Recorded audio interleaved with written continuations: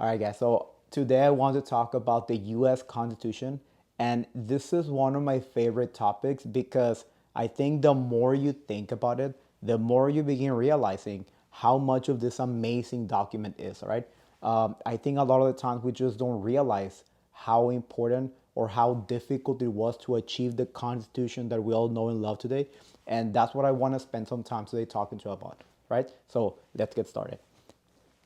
Okay, so one of the ways I like to think about this is that the magic formula for the Constitution is balance, right? Balance, balance, balance, right? And let me tell you what I mean by this, right? There's a lot of discrepancies in visions of how the US should look like. And it's not just national government versus federal government, it's not just free versus slave, but it's also in power, right? How much power should the government have versus how much power should the people have, right? Versus how much power should the states have, versus small versus big states. All those different visions, they became what the U.S. is today, and in a lot of ways, it's almost a work of art, right? Or I like to think about it as a this amazing meeting of the minds of brilliant people. Your Madisons, your Hamiltons, your Franklins. All those different people who came together at the same time, to create this amazing founding document, right? So, what do I mean by balance, right? Well, I have what I call the six, balances of the Constitution, right? And there's more, but I use this as the basic principles, right? So, in the for the purpose of representation, there are two very big balances that we get uh, in the Constitutional Convention, right? So the first one is big states versus small states, right? You have the Virginia plan versus the New Jersey plan. Representation based on population versus representation based on all states are the same. So understand that back in the day, representation was very important because we're so different than that giving the North or the South too much representation, that would mean that they're gonna, push their agenda through Congress and they're gonna make the country look the way they want it to be, right? So it had to be balanced, right? This idea of keeping a delicate balance of Congress is seen all throughout, right? So small states versus big states, you get the great compromise, right? Which is the way Congress works today.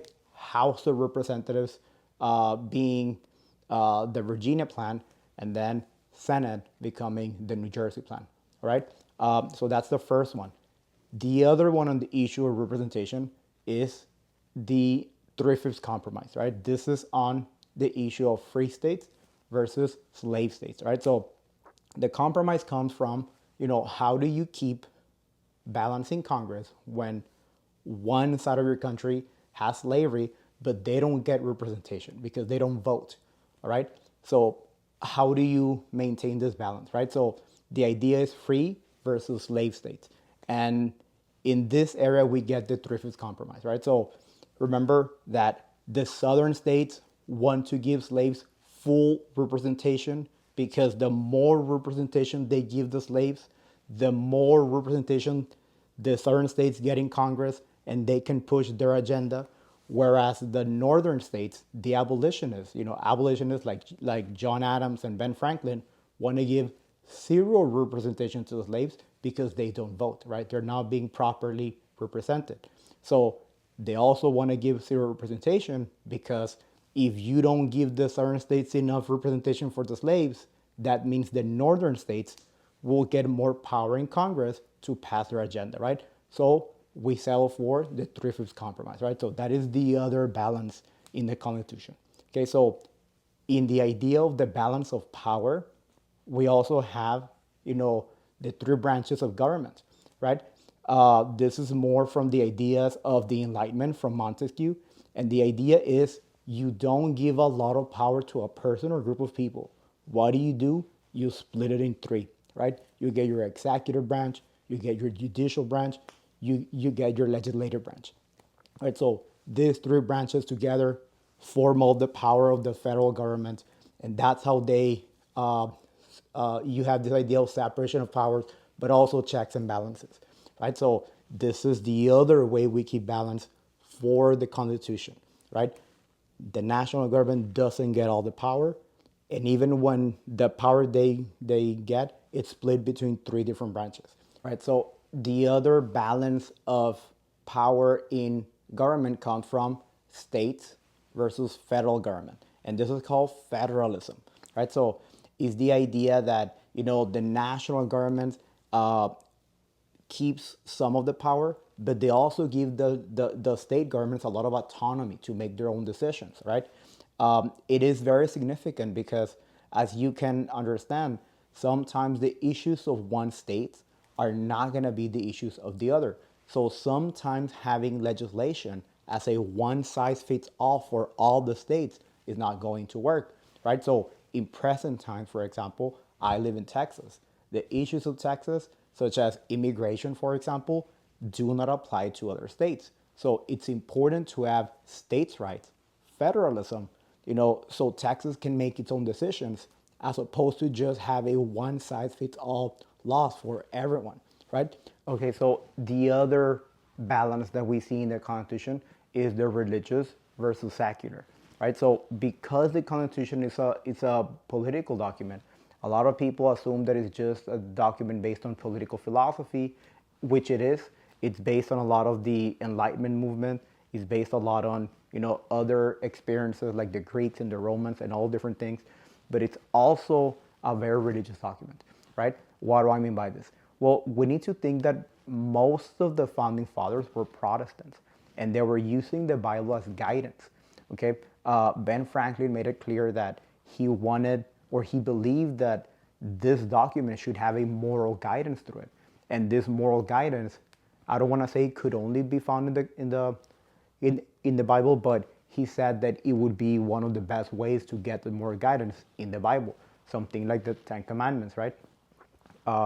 Also the idea of equality before the law, also the idea of being a good neighbor, morality, all those different things that we see throughout the Constitution. You can reference them back to the Bible.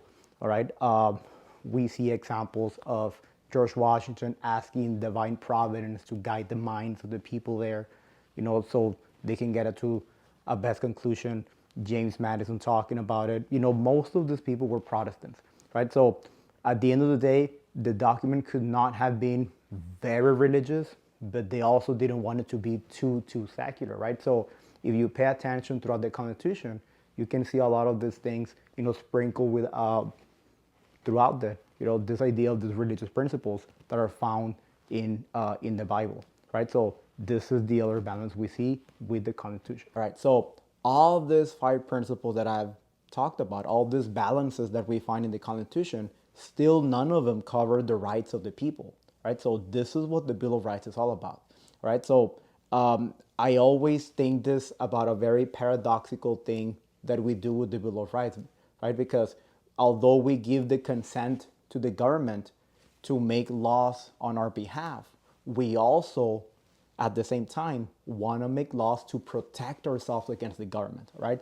So in a weird way, we're like, here's all the power to govern, do what you think is best, but I'm going to reserve the right of these things, so don't make laws on this, right? So these are protections, right? One of the best ways that I like to think of the Bill of Rights is as protections against an oppressive government.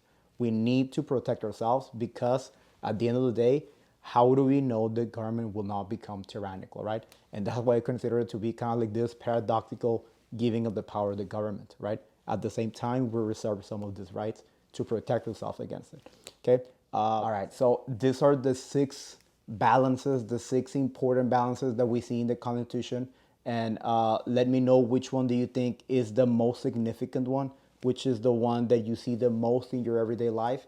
And if you do have any questions, let me know. I'll be around. See you guys.